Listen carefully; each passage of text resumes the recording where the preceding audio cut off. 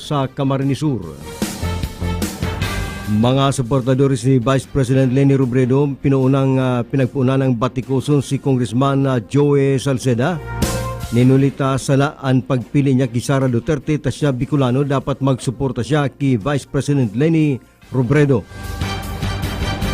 Nangapunan sa National Government and League of Provinces na dakulon ang pagsupply ng bakuna sa mga probinsya tagarumpig pa para dikit-dikit.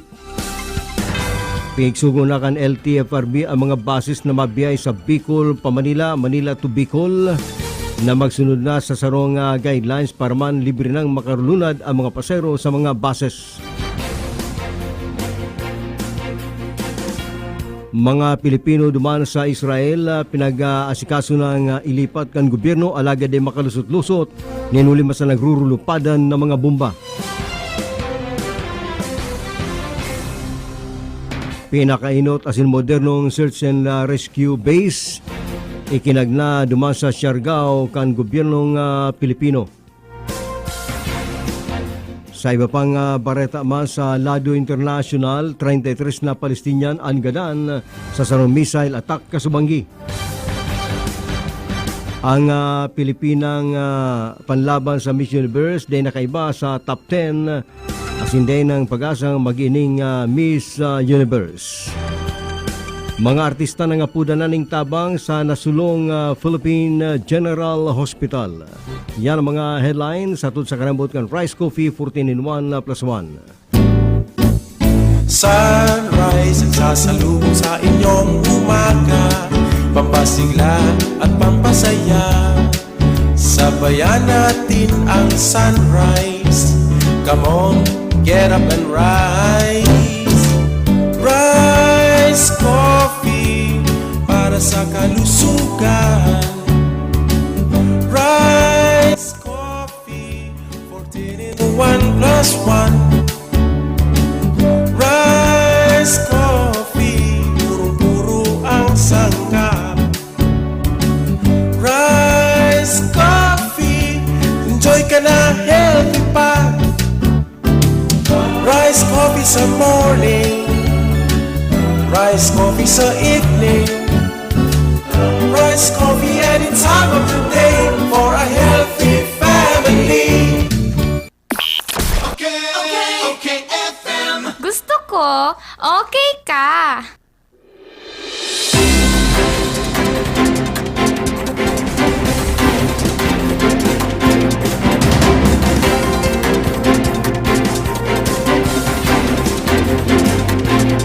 Sa detalyes ka mga bareta, aramon na muna ang mga nangyayari sa Metro Manila sa pagikan sa tuyang correspondent si Darius Biquillo. Darius, please come in. Darius, please come in.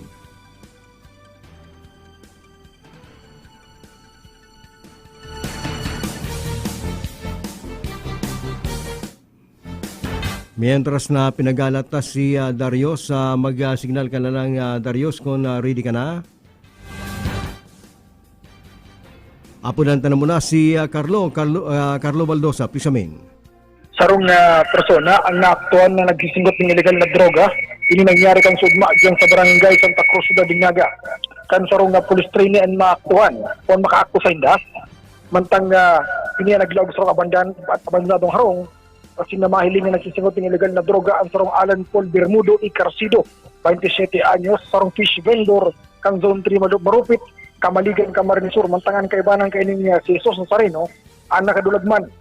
Sigun sa investigasyon kan mga autoridad, alas 3:30 ng pagkahapon, kan maaktuan kan sarong police trainee, na iyo si police trainee Lester Maglana, 26 anyos, ang duwang personang ini, sa Jovencio Apartment, dyan sa barangay Santa Cruz da Dignaga na nagpapat-session tulos mo sa buot na nag-upload ng responde ang nasabi ng police trainee sa mga pagdiribang ng pulis asin na makatratrespeng na kadulag ang sarong Jesus Nazareno o ang kaibanan kan sarong suspetsado tulos man na pinagpasararom sa inventory ang nasabi ng suspetsado si Riman na kuadigdi ang sarong pinasong sachet na may lawag ni Shabu kay mga drug paraphernalia maampang ang nasabi ng akusado sa kasong paglapat sa Comprehensive Dangerous Drugs Act of 2002.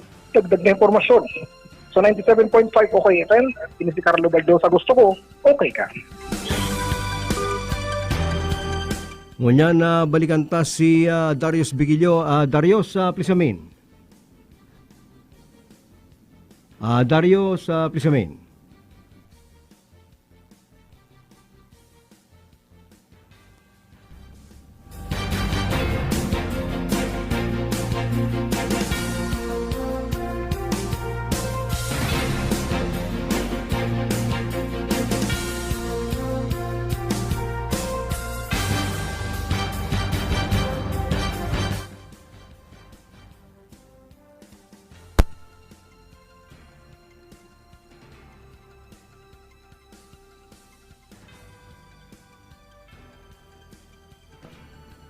Okay, mantang pinagalata si Darius. So yan muna ang bareta sa Lado Nacional. Nangapunan sa national government si League of Provinces of the Philippines President Presbitero Velasco Jr. na magpadara ng mas kadakol na COVID-19 vaccine sa mga probinsya, lalo na sa irarong kang Modified General Community Quarantine o MGCQ. Aminado man ang Marinduque Governor na limitado sana ang supply na bakuna na nag-arabot sa nasyon. Inuli kay ni, nagluwag na ang National Capital Region na sinadadapat na matawanan ng mas dakulang mga bakuna ang mga probinsya para maparikas ang inapod na herd immunity. Magigirumduman na pinag-susyon ka national government na tawan ng priority ang mga nasa NCR para digyan sintruhan paglangkaw kang kaso ng COVID-19 sa nasyon. Pinagsugo na kan Land Transportation Franchising and Regulatory Board o LTFRB ang gabos na mga interregional as in interprovincial public utility vehicles na mag-usar ng Safe, Swift and Passage o S-Pass Travel sinabi ka management system sa pinaluwas na memorandum circular na pirmado ni LTFRB Chairman Martin Delgra na dapat ang gabos ng mga pasero dapat magrehistro sa S-Pass system bago makabakal kan silang ticket sa bus. Dapat ipailing kang pasero ang prueba na sinda nakapagparehistro na bago sinda tugutan makalunad sa bus. Afera pa kay ni, igwang mga travel coordination permit o mga travel pass through permit na pinapaluwas ang local government sa lugar kung saan inipasiring. Ang sistema na maglapas sa circular tulos man na iniinapon na breach of resolution na pinaluwas kang IATF igwaning sobra sa 250 na ruta ang bus na pinagkumpusto ng 5,000 units sa paluwas palaog sa Metro Manila ang pinagbuksan. Ang S-Pass inapon na communication platform na ginibok ang Department of Science and Technology para masiguro ang kaligtasan ka mga pasayro na nagbibiyay sa kada probinsya sa mga regional borders para malikayan ang paglakop kan COVID-19.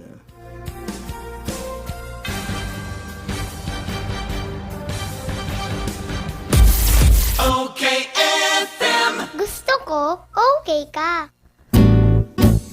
Sunrise ang sasalubong sa inyong umaga, pampasigla at pampasaya. Sabayan natin ang sunrise. Come on, get up and rise. Rise Coffee para sa kalusugan. Rise Coffee, 14 in 1 plus 1. Rice Coffee, purong-puro ang sangkap. Rice Coffee, enjoy ka na, healthy pa. Rice Coffee sa morning, Rice Coffee sa evening, Rice Coffee any time of the day for a healthy family. Ngunya na panahon ng pandemya, dai mo na kaipuhan magluwas para magsaod o mag-shopping kan sa indong mga pangangaipo sa indong harong. Kaya mag-Master Square Shop online na! I-type sana ang www.mastersquare.ph as ini-click ang menu sa walang parte para sa pagpili kan mga gusto mong produkto. I-add ang item sa cart as in pilio ng option na delivery or pick up at store. Halaton ang samuyang text message. kung ang sa imong sinaudan ready for pickup na or delivery. Kaya mag-shop online na sa Master Square, J. Hernandez Avenue, Naga City. Santon Plus Herbal Capsule. Marieta Villanueva. Thank you sa Santon Plus. Gumanda yung pakiramdam ko at saka hindi na sumasakit katawan ko dahil sa UTI. Tinake ko siya 2 times a day. Good for 1 week. Hindi na sumasakit yung gilid ko. Mag Santon Plus Herbal Capsule na. Mabibili sa mga butika. Santon Plus Herbal Capsule. Arlon Refill, halimbahan mga tuwakla. Sinubukan ko yung Capsule Plus kasi may bukol malapit na disposal weight. Sinubukan ko yung Capsule Plus. Ay yung bukol na sa puwitan ko mga piso siguro. Kasi ngayon gumaling po. Kayo rin, mag Santon Plus Herbal Capsule na. Mabibili sa mga butika. Mula na naman sa Rice Brand, narito ang pinakabago, pinakamagaling, Rice Extreme Herbal Juice. Ang juice na punong-puno ng sustansya. Very affordable pa. 25 na sari-saring prutas at herbal extracts na siniksik sa isang inumin para makatulong magpalakas ng ating katawan. Spirulina, barley grass, buamera, aloe vera extract, guyabano, grapeseed, acai berry extract, dragon fruit, mangosteen at iba pang bigating ingredients. 25 fruits and herbs lahat-lahat ang laman ng Rice Extreme Herbal Juice. Kaya kung magjujuice ka rin lang naman, dito ka na sa Rice Extreme Herbal Juice. Tamang-tama ang lasa. Kitang-kita ang bisa. Rice Extreme Herbal Juice. Subukan na. Mabibili sa mga butika, pharmacy at drugstore sa inyong lugar. From its humble beginning, Naga Hope Christian School, the first accredited Christian school in the Bicol region, now attained Level 3 status, accredited by the Association of Christian Schools, Colleges, and Universities Accrediting Council Incorporated. Truly committed to excellence, dedicated to Christian nurture and service. Admission and enrollment for school year 2021-2022 is now going on to all newcomers and transferees for all levels: preschool, elementary, junior high, and senior high school. Naga Hope Christian School offers free tuition fee for incoming grade 7 and grade 11 for school year 2021-2022 to continuously help our parents at this time of pandemic. Also offers a 5,000 pesos tuition fee discount voucher to all preschool and elementary pupils. Available now at the Registrar's Office. Accept students without Chinese background. For more information, contact us at 811-6101 or 0919-469-6477. Email us at nhcs.registrar@gmail.com. Naga Hope Christian School, located along Pangaliban Drive, Naga City, in front of Super Metro Mall. Naga Hope Christian School. Quality education for life. Gusto ko, okay ka.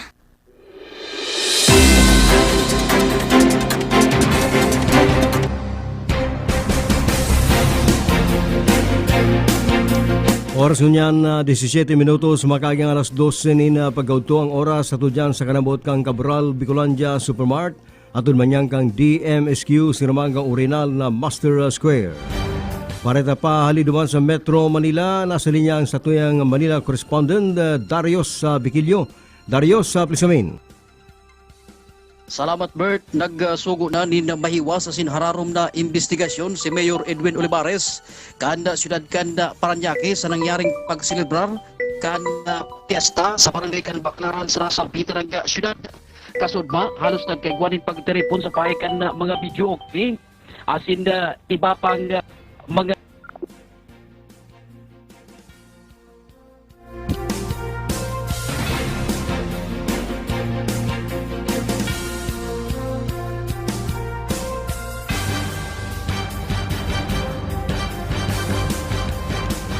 balikan ta si Darius. Darius, please amin. Darius, please amin.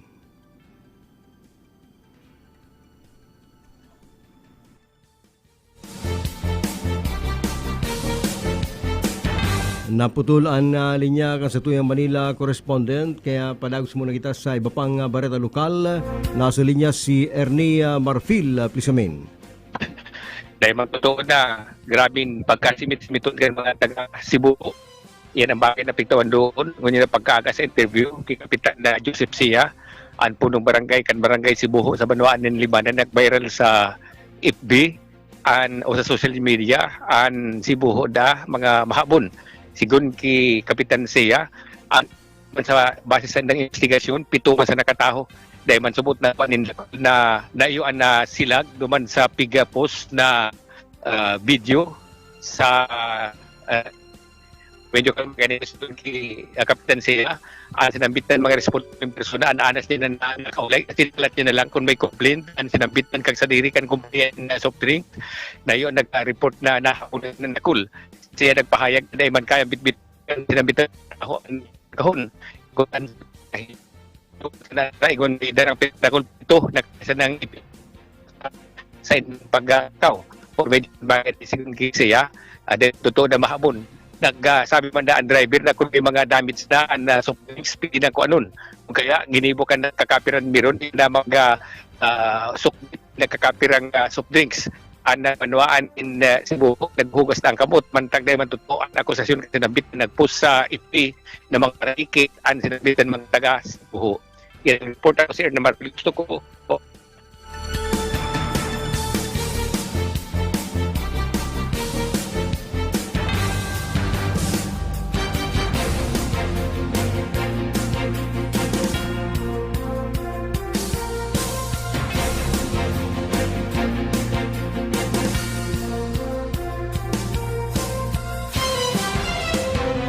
Padagos sa bangon na Barreto alas 12, nagbabalik si Darius Bikilio. Please come, Darius, please come in. Salamat Bert. Nagsugo na nin mahiwas asin hararom na investigasyon si Mayor Edwin Olivares kan siyudad kan Parañaque matapos na magkaigwanin pagselebrar kan piyesta sa barangay kan Baclaran sa nasa Peter nga siyudad kasudma.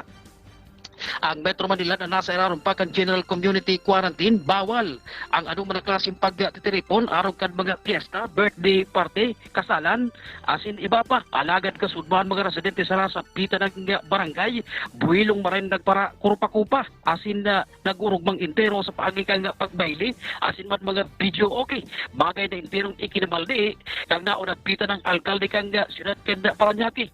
May girumduman na inot ng nagsugo si Chief PNP Guillermo Eliazar sa sayang mga police commander na pagbawal ang anumang klaseng selebrasyon araw kang piyesta. Dinhulita iyo pa rin magiging rason kang padagos na paglakop kan coronavirus disease digdi sa Metro Manila.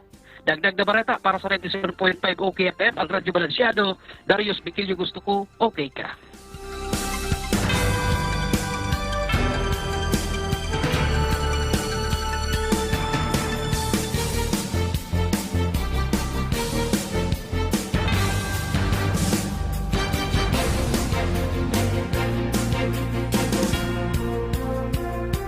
Mantang pinag-alat-alat naman ang resulta kan Miss Universe. Mas nga ni pinag-anunsyer naman ninda sa Ratyan ang top 5. Bigong nakalaog sa top 10 ang 69th Miss Universe. Ang pambato ng Pilipinas na si Rabia Mateo. Bukod sabihin may nang tsansaan Pilipinas na masungkit ang prestihiyosong korona sa Miss Universe. Kabali sa mga pinag-apod na top 10 candidates, iyo ang gikan sa mga nasyones kan Jamaica, Dominican Republic, India, Peru, Australia, Puerto Rico, Thailand, Costa Rica, Mexico, asinman ang Brazil. Kanakaging taon kang kurna si Mateo na tubong Iloilo bilang Miss Universe Philippines. Inot na nakalaog sa top 21 kang pageant ang Pinay Beauty Queen. Ang pambato kan South Africa kang 2019 ang reigning Miss Universe na si Susini Tonzi. Sangunyan na pinag-anunsyer pa sana ang top 5 asin sa Ratyan pwedeng ideklara na ang Miss Universe gikan duman sa Florida.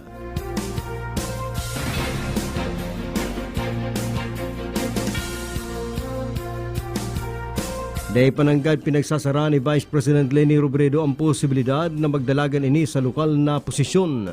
Sinabi kani na gusto niyang magsirbi sa lokal na posisyon asin saro na dyan ang pagiging gobernador kan Camarines Sur.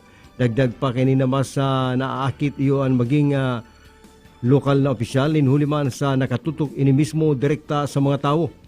Gusto ka nainot naman na pinagbuyagyag ni dating Senador Antonio Trillanes IV na madalagan ini sa pagka-presidente ninhulita sa si Robredo madalagan subot sa pagka-gobernador kan Camarines Sur. Pinag-ibakor ng ang mga Pilipino na yaw sa Gaza Strip ninulima sa padagos na pag-atake kan Israel. Sinabi ni Overseas Workers Welfare Administration Administrator Hans Leo Kakdak na kadaklan sa mga pinag-ibakwar gikan sa Gaza asin sa kataraid na syudad kang Askelon, Sirman, Asdod. Dagdag pa kanina day pa pwede na makabarlik sa Pilipinas ang mga pinag-ibakwar na mga Pilipino ninulima sa padagos ng pagpapauran ni kan Israel ni mga missile. Sa presente, nagagad mo na sindan ni na tabang sa mga ligtas na lugar. May igwa masubot na sindang lugar na nahiling na pagkakaganang ka mga pinaglilipat na mga Pilipino.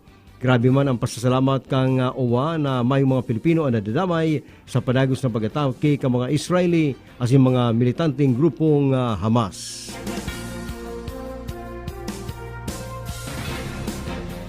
Sa lado internasyonal, nag-recording 4,077 ang nagadan sa aldaw matapos ang dapuan ng COVID-19 sa India. Ninulima sa nasabi ng bilang, maabot na ngunya sa 270,000 ang nagkagardan sa India. Nagsakat naman sa 311,170 ang nagpositibo sa COVID-19 sa nasabi ng nasyon na yung pinakahababang kaso sa laog ng tulong semana. May sobrama sa 2 milyon ang kaso ng COVID-19 sa India sa laog sana ning nakaaging semana, asin ang nagadan yaw sa halos 28,000. Aminado ang Federal Health Office kang India na nagbababa na ang overall rate kang positive case per test na gikan sa 21.9% na ginang 19.8%. Ngunyan na Domingo. Kaya pinagtutubudan, nagbababa ng kaso alagad kadakot pa manggirara ang bilang kan tinatamaan asin nagkagadan sa COVID-19 sa New Delhi, India.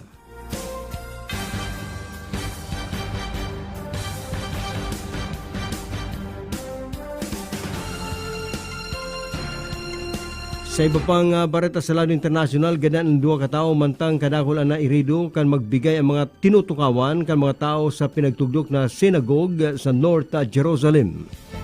Sigon sa mga kapulisan na nasa 615 ultra-orthodox worshippers ang nasa synagogue na masusumpungan sa Jivat Ze'ev sa Jewish settlement sa West Bank.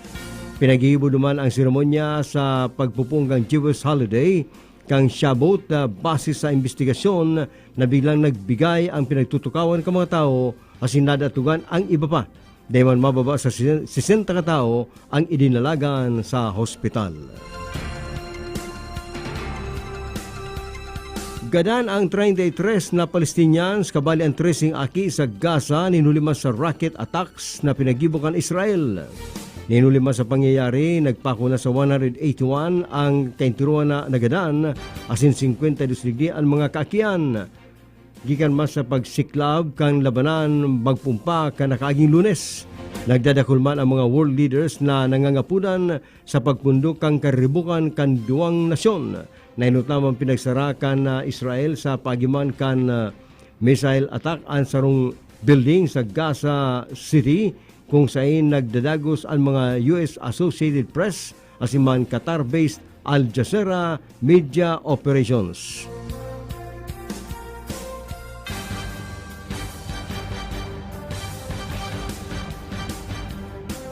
Ultimo baretang kantong putikon, pinagirumdom kang kantong putikon ang politika sa naga kang peacetime o pagkatapos kang Giyera Mundial numero 2. Ang mga nagdudurulak na kandidato sa pagkalkalde mayong pinag-iba sa iriwal sa kanto. Ta minsan ang pinagdidibatian baguman ang plataforma di gobyerno kundi ang itsura kan sa indang mga agum. Ang sarong kandidato nagkukuraw sa tribuna asin pigtatat saransana ang halakbangon ng piad kan sa misis kan sa kalaban. Mantang ang kalaban man ang kuraw iyo na mapulaw man daan lipstick o ang tuka kan sa misis na may pinag-ibada sa gamgam. Arukin ang debate kang panahon asin bakong urulay sa plataforma di gobyerno kundi taratsaran tungkol sa sindang mga agum. Yan ano mga bareta tungkol mga bareta ang top 5